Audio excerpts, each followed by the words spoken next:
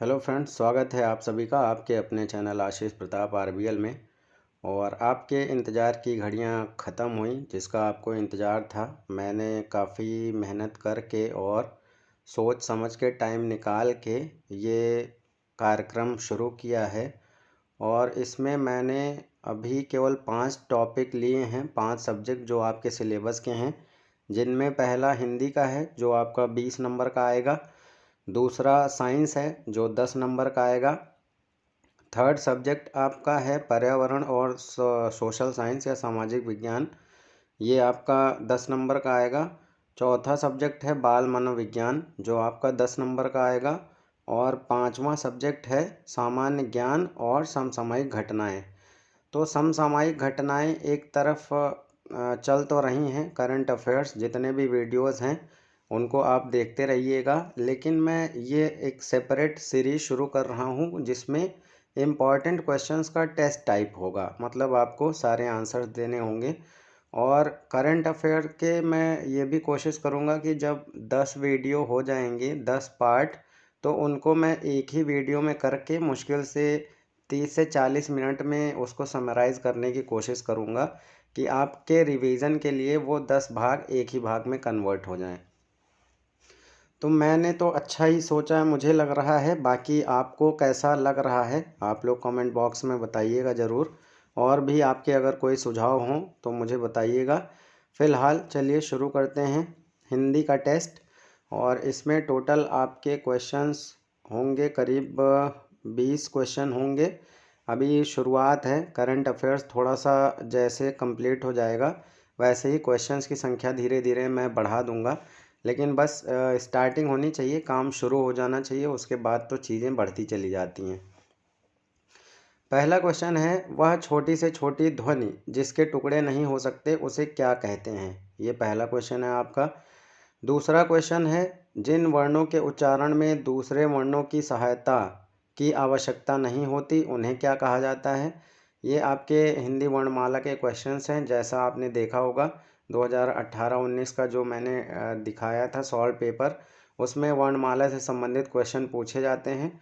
तो जितने भी संभावित इम्पॉर्टेंट क्वेश्चन हैं वो सारे मैं ऐसे ही बनाता रहूँगा जिन जिन टॉपिक्स के हैं। फिर थर्ड क्वेश्चन है, किसी स्वर के उच्चारण में लगने वाले समय को क्या कहते हैं। ये बीएड में पूछा गया था एक बार। चौथा क्वेश्चन है, अल्प प्राण वर्ण कौन से होते हैं, ये आपको बताना है। फिर पांचवा है, अयोगवाह वर्ण कौन से होते हैं, ये आपको बताना है। छठा है, जिन वर्णों के उच्चारण में श्वास लेने में अधिक समय लगता है उन्हें क्या कहा जाता है। क्योंकि आपको आंसर्स इनके देने हैं, तो आप इकट्ठे चाहें तो कमेंट बॉक्स में दे सकते हैं, या फिर इसको वीडियो को आप पॉज करिए और सारे क्वेश्चन आप एक नोटबुक में लिख कर लिख कर आप मुझे केवल स्कोर बताइए कि आपके कितने क्वेश्चन सही हैं। ठीक है, मैं आपको लास्ट में आंसर्स बताऊंगा। अगला क्वेश्चन है, ज्ञा किन वर्णों से मिलकर बना है। फिर नेक्स्ट क्वेश्चन है, यारा लावा व्यंजनों को क्या कहा जाता है। कौन सा व्यंजन लुंठित व्यंजन कहा जाता है, कौन सा व्यंजन लुंठित व्यंजन कहा जाता है, ये बताना है आपको। फिर नेक्स्ट है, कौन से व्यंजन अर्धस्वर हैं, कौन से व्यंजन अर्धस्वर हैं। नेक्स्ट है, प्रत्येक वर्ग के प्रथम और द्वितीय वर्ण तथा शा शा सा को कौन से व्यंजन कहा जाता है। यानी प्रत्येक वर्ग के जो प्रथम और द्वितीय वर्ण हैं उनको क्या कहा जाता है। नेक्स्ट क्वेश्चन है, श्री कामता प्रसाद जी के अनुसार विराम चिन्हों की कुल संख्या कितनी है। अगला है, श्री कामता प्रसाद गुरु जी के अनुसार विराम चिन्हों को किस भाषा से लिया हुआ माना जाता है। तो ये है। इसके बाद का अगला क्वेश्चन है, सदाचार में कौन सा उपसर्ग है। 19 शब्द में कौन सा उपसर्ग है। अभ्यागत शब्द में उपसर्ग आपको बताना है। और अगला क्वेश्चन है, एक प्रत्यय लगाने से सप्ताह का रूप क्या होगा। सवेरा में कौन सा प्रत्यय है, ये आपको बताना है। फिर नेक्स्ट क्वेश्चन है, सोहत ओढ़े पीत पट श्याम सलोने गात मनोनीलमणि शैल पर आतप परे प्रभात।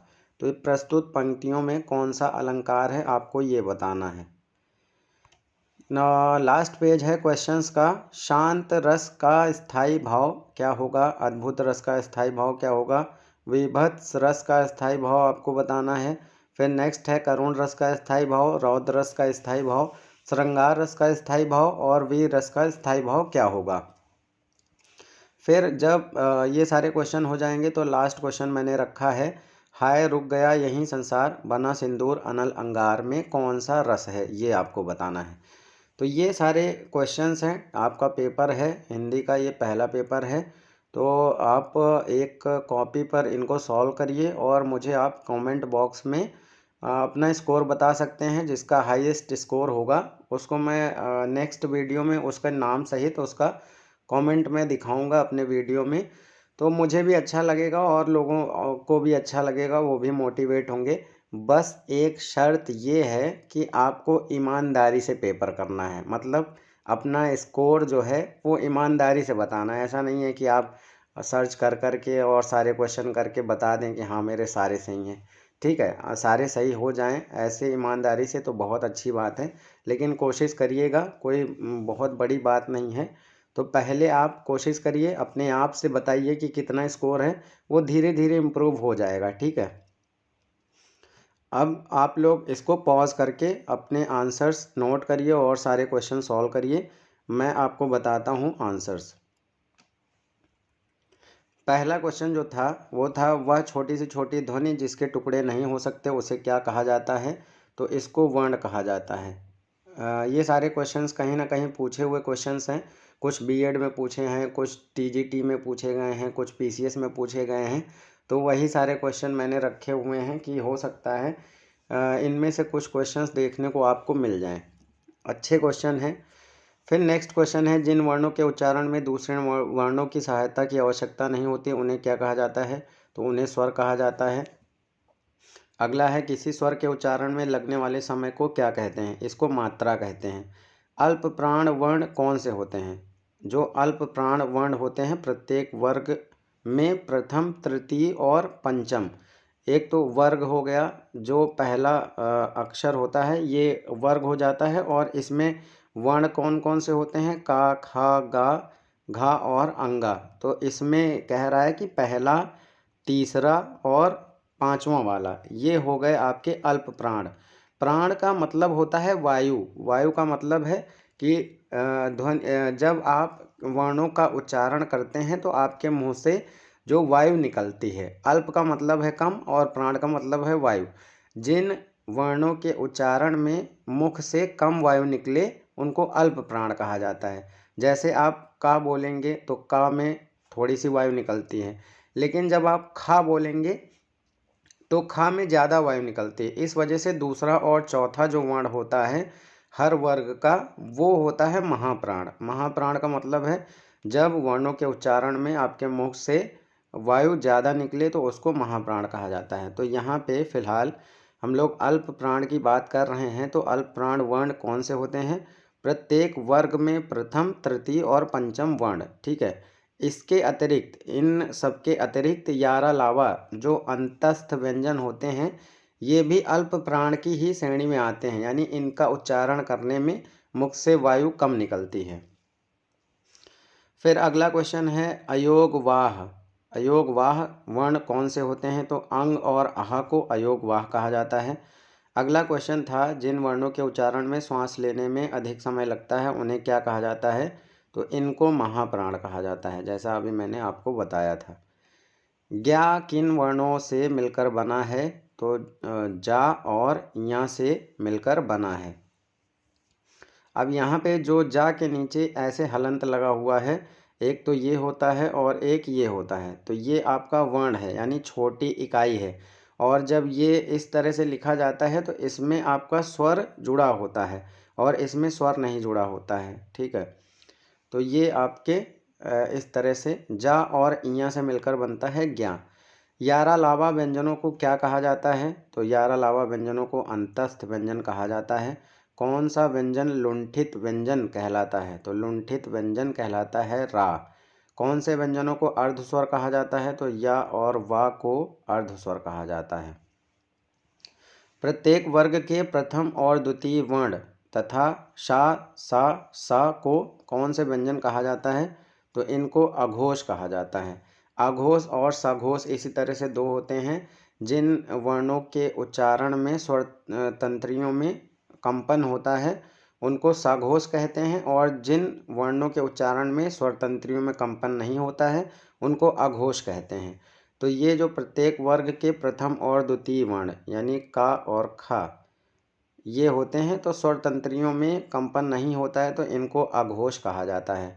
लेकिन गा, घा और अंगा जो होते हैं वो सघोष की श्रेणी में आते हैं। तो ये हो गया आपका अघोष और सघोष। तो आपका प्रथम और द्वितीय वर्ण यानी हर वर्ग का और खा हो गया। फिर दूसरा अगर चा वर्ग की बात करें तो उसमें चा और छे छा वर्ण हो गया। तो ये पहले और द्वितीय वर्ण जो होते हैं हर वर्ग के, ये होते हैं आपके अघोष व्यंजन। इनके अतिरिक्त जो ये होते हैं शा, शा, सा, ये भी आपके अघोष व्यंजन की श्रेणी में आते हैं। श्री कामता प्रसाद जी के अनुसार विराम चिन्हों की कुल संख्या कितनी है? तो विराम चिन्हों की कुल संख्या है 20। श्री कामता प्रसाद गुरु जी के अनुसार विराम चिन्हों को किस भाषा से लिया हुआ माना जाता है? तो ये अंग्रेजी भाषा से लिया हुआ माना जाता है।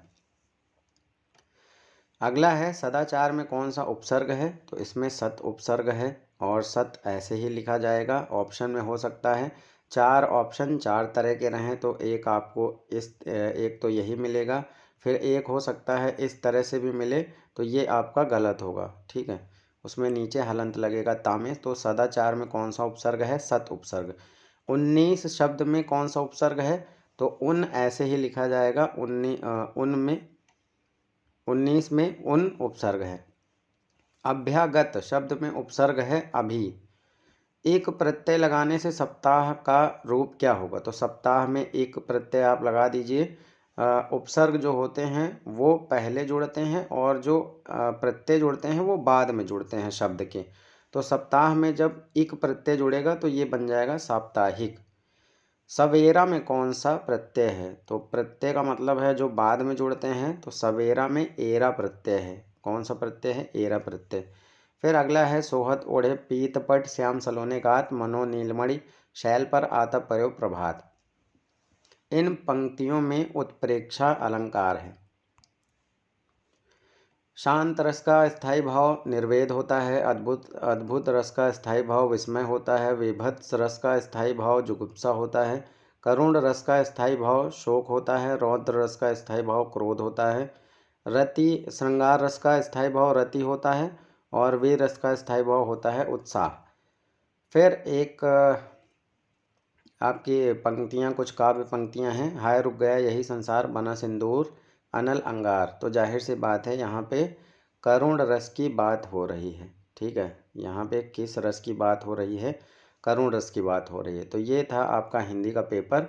आपके जो भी सुझाव हों और आपका जो भी स्कोर हो आप ईमानदारी से भेज सकते हैं। और अगर इनमें से किसी भी क्वेश्चन का आप डिटेल में लिखना चाहें आंसर, तो भी आप कमेंट बॉक्स में उसके बारे में डिटेल में जानकारी दे सकते हैं। ठीक है, मुझे भी अच्छा लगेगा कि आप लोग इंटरेस्ट ले रहे हैं। और भी आपका अगर कोई इसमें सुधार हो तो आप फिर कमेंट बॉक्स में मुझे बता सकते हैं कि और क्या सुधार किया जा सकता है। प्रयास है कि बेहतर से बेहतर हो और आपके सारे क्वेश्चन लगभग मिल जाएं पेपर में और आप अच्छे अंकों से उत्तीर्ण हों। तो मिलते हैं नेक्स्ट वीडियो में नेक्स्ट टेस्ट के साथ। Thanks for watching.